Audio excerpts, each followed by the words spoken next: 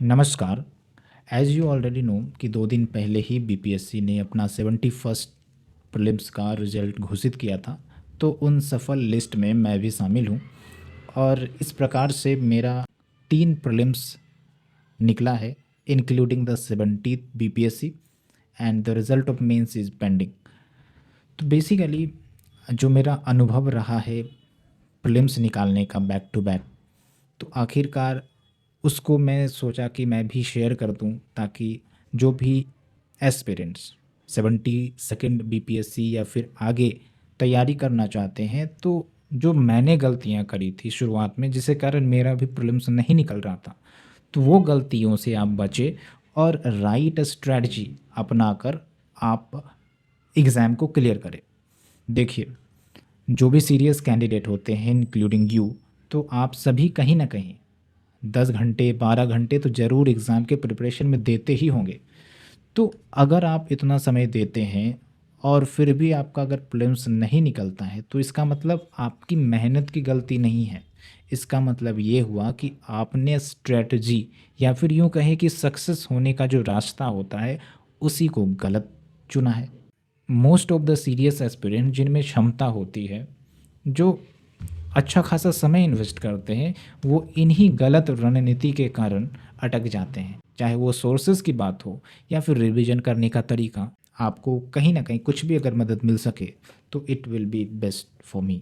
ठीक है, तो देखिए, जब हम बात करते हैं प्रीलिम्स की स्ट्रेटजी की या फिर आगे जो भी आप तैयारी करोगे, तो बेसिकली 4 इम्पॉर्टेंट प्रिंसिपल होते हैं जो आपकी तैयारी या स्ट्रेटजी का पिलर होता है। You can say the pillar of your preparation. पहला होता है आपका सोर्स, यानी कि आप जो बुक्स अडॉप्ट कर रहे हो, खरीद रहे हो, या फिर जो आप करंट अफेयर्स की बुक या सोर्सेस पढ़ रहे हो, क्या आपने उसे सही चुना है या नहीं। और मेरे ख्याल से मैक्सिमम लोग बुक्स सही चुनते हैं, करंट अफेयर्स किससे कहाँ से पढ़ना है वो भी लगभग सिमिलर रहता है, लेकिन कहीं ना कहीं वो मल्टीपल सोर्सेज के पीछे भागते हैं। जैसे जब एग्ज़ाम नज़दीक आता है तो लोग सोचते हैं कि भाई क्विक नोट्स हमें मिल जाए तो बेस्ट है। वो सब एक सेकेंडरी चीज़ है। प्राइमरी थिंग कि आपका जो बुक है या स्टैंडर्ड रेफरेंस है वो अच्छे से क्लियर होना चाहिए, और ये जब एग्ज़ाम की आदमी तैयारी करता है तभी से फिक्स हो जानी चाहिए। तो आगे आने वाले वीडियो में हम सोर्स को और अच्छे डिटेल से डिस्कस करेंगे। दूसरा जो पिलर है वो है राइट नॉलेज। ठीक है, यानी कि आपने सोर्स तय कर लिया है, उसके बाद आपको ये सुनिश्चित करना पड़ता है कि आपके पास राइट नॉलेज एक्वायर हुए हैं या नहीं हुए हैं based on the sources you have. And right knowledge की जब हम बात करेंगे तो यहाँ पर 2 चीज़ें आती हैं। एक आता है आपका फैक्ट्स की क्लियरिटी, यानी कि जो भी बुक्स में फैक्ट्स दिए गए हैं जो एग्ज़ाम में पूछे जाते हैं, तो उस फैक्ट्स में क्लियर हो कि नहीं आप, कि भाई मैं अगर आपको 2 बजे रात को उठाकर पूछ लूँ कि बताओ जो गवर्नर होते हैं वो कौन अपॉइंट करते हैं उन्हें, तो आपको जवाब आना चाहिए। ये है फैक्ट। और यहाँ अगर आप गलती करोगे तो फिर एग्ज़ाम में भी गलती करना ही है। दूसरा जो नॉलेज का पार्ट होता है वो कंसेप्ट, यानी कि कुछ कुछ ऐसे टॉपिक्स या कीवर्ड होते हैं जिनके कंसेप्ट आपको आने चाहिए कि भाई ये अगर कीवर्ड है इक्वालिटी है तो इक्वालिटी का मतलब क्या है, इक्वालिटी के डोमेन में क्या क्या चीज़ें आती हैं। तो ये होता है आपका कंसेप्ट वाला पार्ट। तो अगर आप फैक्ट में मजबूत हो, कंसेप्ट में गड़बड़ हो, तो आपको मेंस में और प्रीलिम्स में दोनों में दिक्कत होगा। इवन आप फैक्ट में कमज़ोर हो, कंसेप्ट में मजबूत हो, तो भी आपको दिक्कत आएगा। तो मेरा जो कॉल है वो ये कि सोर्सेज जब आपने राइट चुना है, तो जो दूसरा पिलर है जो कि यूँ कहो कि एक दूसरे का कम्प्लीमेंट्री है, राइट नॉलेज भी होना चाहिए। And when we talk about right knowledge, तो इसमें फैक्ट की क्लैरिटी और कंसेप्ट की क्लैरिटी दोनों होनी चाहिए, चाहे वो पॉलिटी का हो चाहे वो इकोनॉमी का हो, है ना।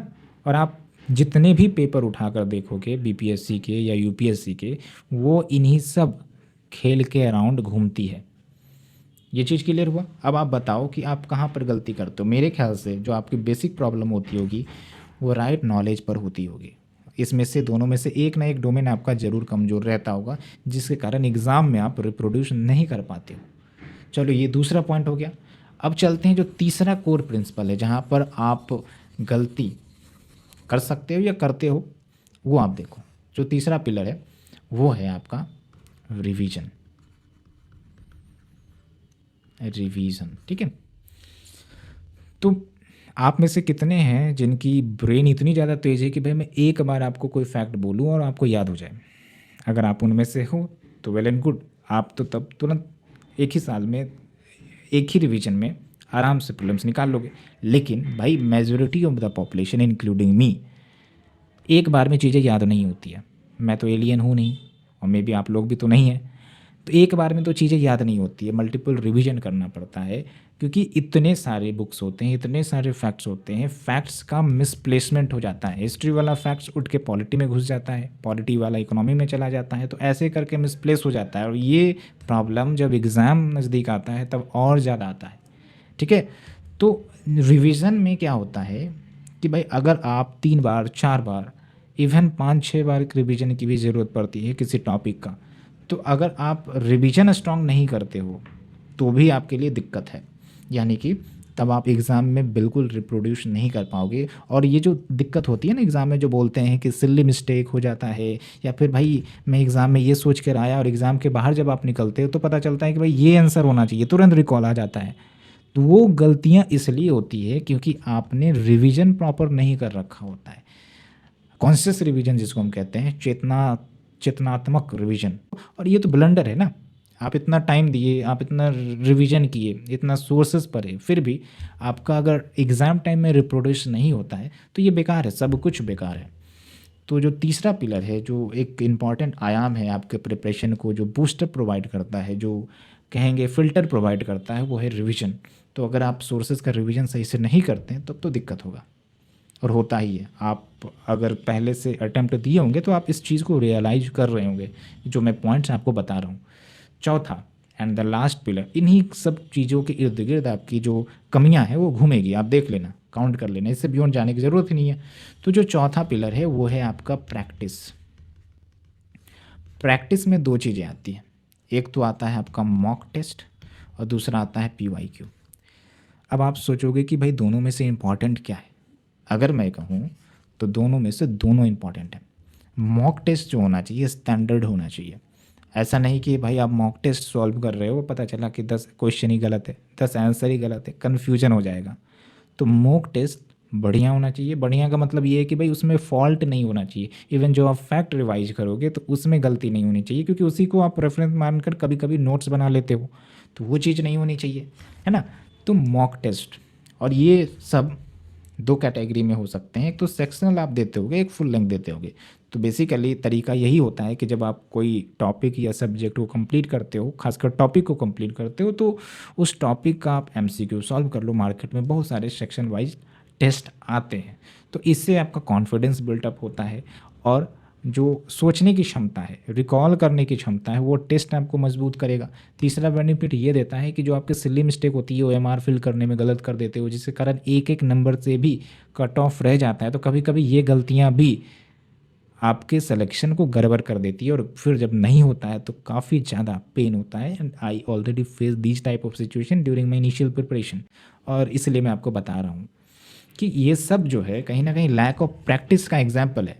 तो हो सकता है आप एग्ज़ाम लाइक माहौल में टेस्ट सीरीज नहीं देते होंगे, या फिर टेस्ट सीरीज नहीं ज्वाइन करते होंगे, तो वो दिक्कत आ ही जाएगा, क्योंकि रियल टाइम में तो और भी ज़्यादा प्रेशर होता है as compared to the mock offline test series, ठीक है। तो एक तो हो गया मॉक की बात, दूसरा है आपका प्रैक्टिस में PYQ। क्योंकि PYQ को अगर देखा जाए तो एक प्रकार से ये हॉरोस्कोप है।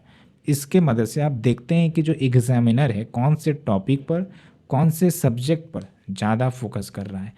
तो अगर देखा जाए तो सिलेबस तो वास्ट है, इसकी कोई लिमिटेशंस नहीं है, लेकिन अगर आप एक एक सिलेबस को पढ़ते चले जाओगे, एक एक कीवर्ड को पढ़ते चले जाओगे, तो भाई 5 वर्षीय योजना भी कम लगेगी।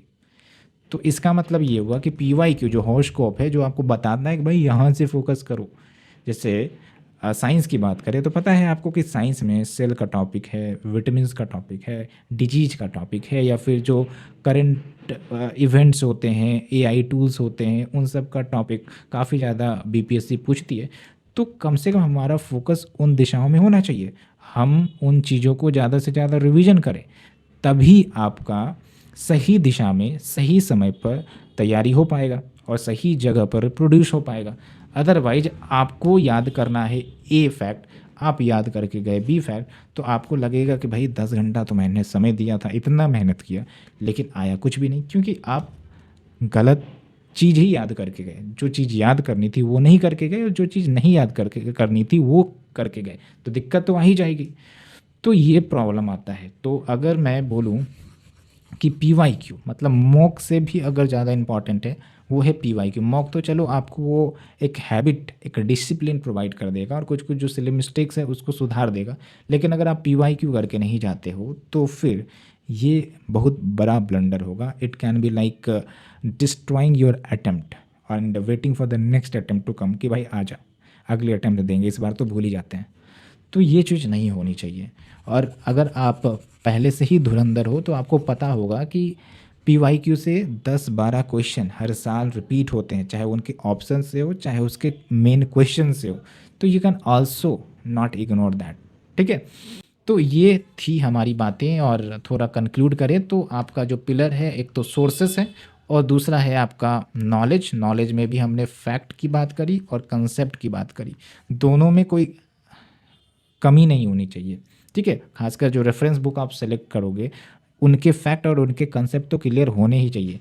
उसके बाद है आपका रिवीजन और उसके बाद है आपका प्रैक्टिस। तो अगर आप इन पिलर को सर्कुलर वे में चलाओगे तो आप देखना कि आपकी जो तैयारी है अगले एग्ज़ाम के लिए काफ़ी ज़्यादा मजबूत हो जाएगी and you will feel confident. वो अंदर से ही आता है, किसी के बोलने या फिर किसी के बताने से नहीं आएगा। मैं अगर इतना बता रहा हूँ, अगर आप इसे इम्प्लीमेंट नहीं करोगे तो फिर जब एग्ज़ाम नज़दीक आएगा तो same situation you will be facing. तो ये चीज़ें हैं। अब बात रही सोर्सेज़ की कि भाई सोर्सेज़ क्या होंगे, तो मैं अगले वीडियो में सोर्सेज़ के बारे में अच्छे से डिस्कस करूँगा, अदरवाइज़ ये वीडियो लंबी हो जाएगी एंड आई डोंट वांट कि इतनी लंबी वीडियो हो।